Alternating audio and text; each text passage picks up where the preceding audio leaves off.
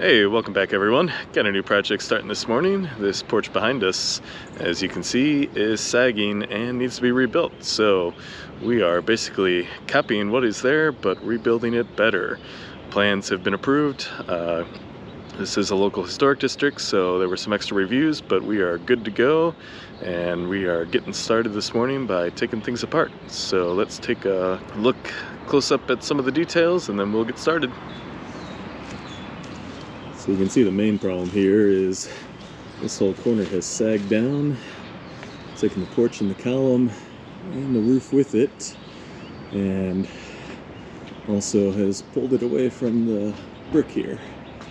So not really much of a way to put that back up. There was a repair made at one point, but didn't seem to actually do much. And we will reuse these columns and all the nice architectural detail as best we can. This side hasn't sunk as bad, but it has definitely sank. So take it all apart, get new footings and concrete piers in place, and then build it all back up to basically match what you see here, although the actual deck material will be composite instead of wood. Otherwise, pretty much the same. So let's get going. Under attack! Well, not really. Just tornado siren monthly test. So we are trying to save as much as possible to reuse, as I mentioned. That includes the ceiling. It's actually coming down pretty well. So, first major task moving along. A couple surprises up there. That's not unusual. Well, the front steps came off quite easy. All I did was tilt them forward. They weren't even attached. Maybe one version was, but these certainly weren't. And it's a mix of treated and untreated lumber, which is certainly not the way to do it. And you can see how the bottom was rotting away because it was in contact with the ground, just sitting right there. So we can certainly rebuild this better. Take a quick look at the roof structure here. There wasn't a lot to it, really. Less than I expected. Just 2x4 rafters. It's barely attached.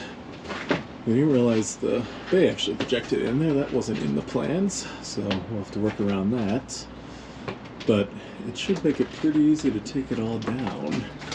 The plans for replacement call for 2x8 rafters, which should be way more than sufficient, and 2x12s across the front here. Over here, it doesn't show up very well, but there's basically no framing at all in there. It just kind of supports itself, and then there's some 2x8s over here. It was good enough for a while, but not good enough for replacement. So, time to start cutting the roof off.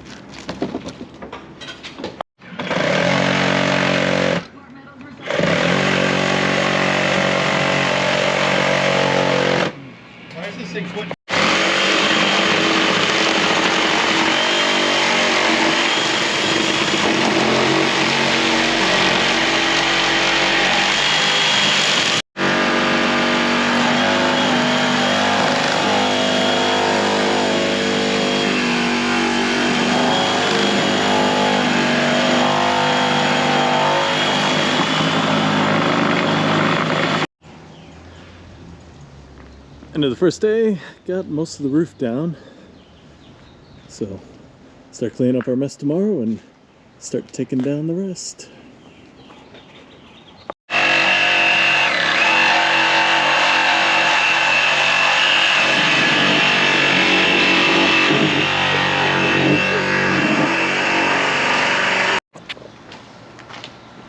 Well, we got the old rafters and roof and shingles off, and for a roof that was falling apart, it was not exactly easy. There's about 8 layers of shingles and tar paper and various stuff on there, but a lot of cutting, a lot of beating with hammers. It is all off, so now we got to figure out how to take this apart without breaking it.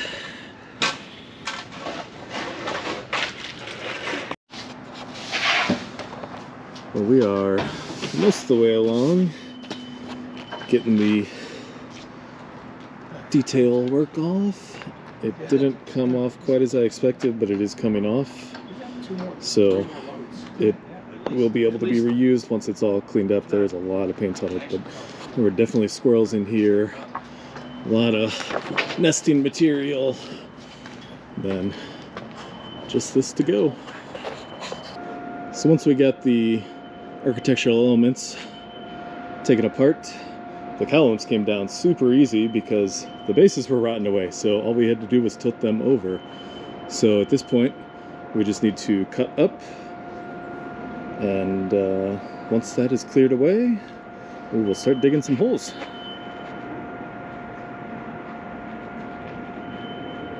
Raft 2. Man, that's... I was hoping it might be loose enough to... There we go. That was loose, just not at your end. Yeah.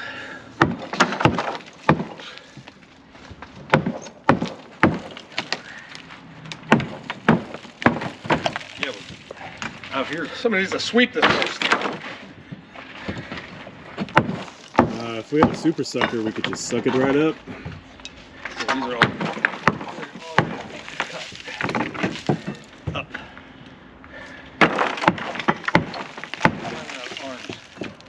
Yeah, I know.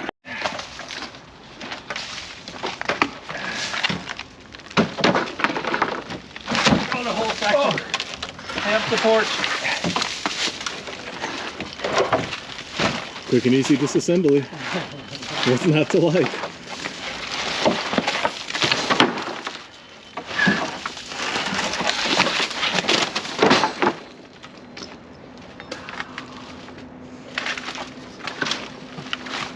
So this is something you wouldn't see nowadays, but a lot of times back in the day with their turning groove decking, they would run the joists side to side and then the floorboards front to back.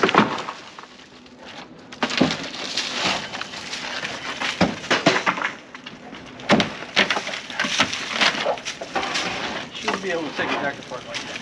No, you at least have to hit it eventually with a hammer here. Oh, I might have to go over here. Oh, you thought. No, it's come off nice though. Let me see if I can find the nail this time. Yep, there it is. Yeah, I almost don't want to feel like it's safe to walk on this.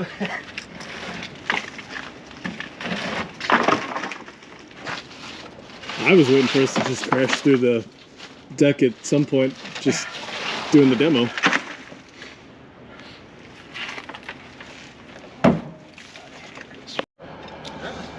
You know, there's the saying, they don't build it like they used to. And a lot of times that's actually a good thing.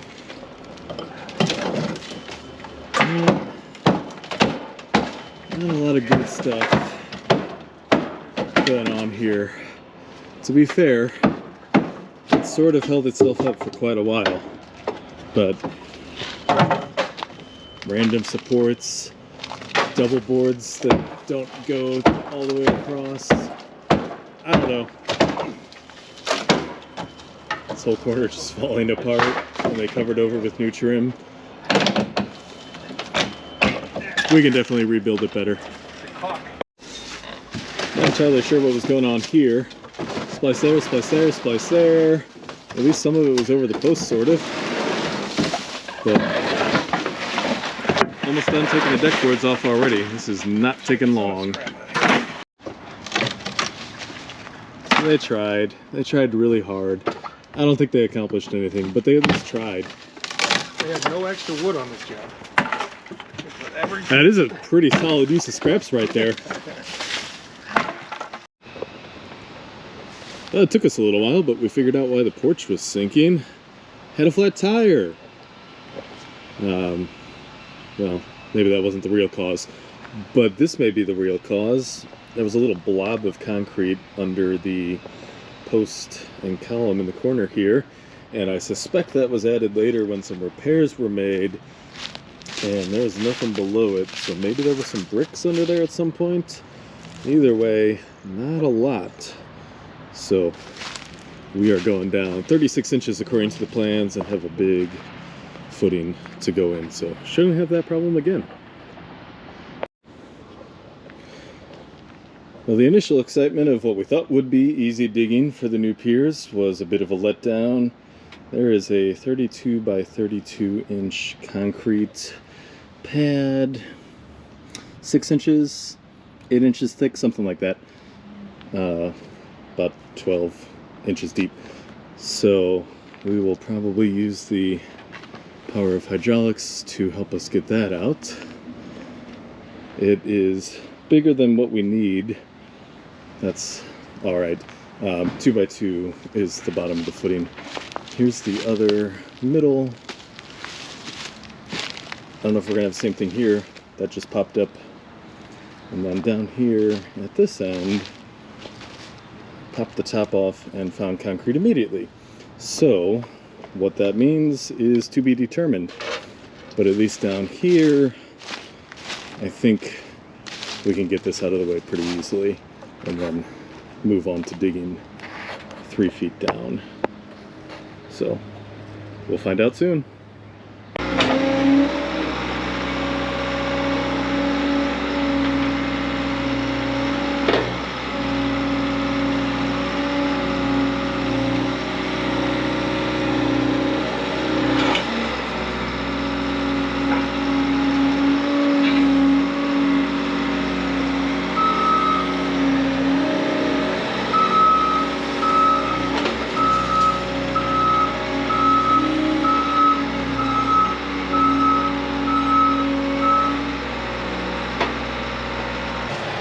Well, as I hoped, there really wasn't a lot to that. It was pretty wide at 32 by 32, but fairly thin also. So getting the forks right under it just popped it right out of the ground. And now we have a nice big hole to dig out to 36 inches deep. And I suspect the other 2 spots are going to have similar conditions. We shall find out. Brought my bobcat along today as a just-in-case thing, and I sure am glad that we have it here, because it made picking up these concrete chunks a whole lot easier. So 2 of the 3 are out pretty easy.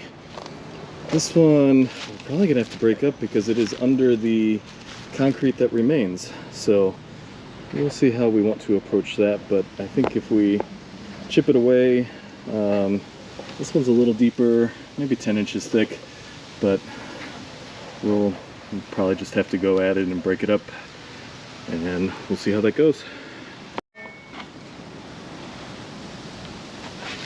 Now, when it comes to digging holes, it's all about the technique.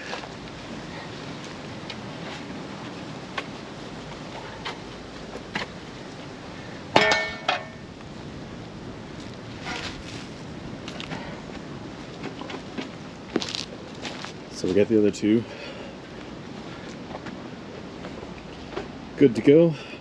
The clay was thick but wet on these holes, very dry and compact on the 3rd hole. So it's taken some effort between the concrete on top and then the hard clay working around the walkway. And we got our Quikrete ready to go. So our 3 holes have been inspected. We are ready for concrete. Down 36 inches, they get a 2 by 2 square footing with 3 pieces of rebar number 4 each direction, and then 12-inch tubes on top. The plans actually call for 10-inch tubes, but I like 12-inch tubes because they give a little bit of forgiveness. If you slightly miss a line, you got a little more room. So got our 80-pound bags of Quikrete, got our wheelbarrow, we got our hoe, we got our water. We will start mixing. Oh, the excitement. So the plans call for 3 number 4 pieces of rebar in each direction at the bottom third of the 8-inch thick concrete footing at the bottom. And this one pretty close to full already. This should top it off.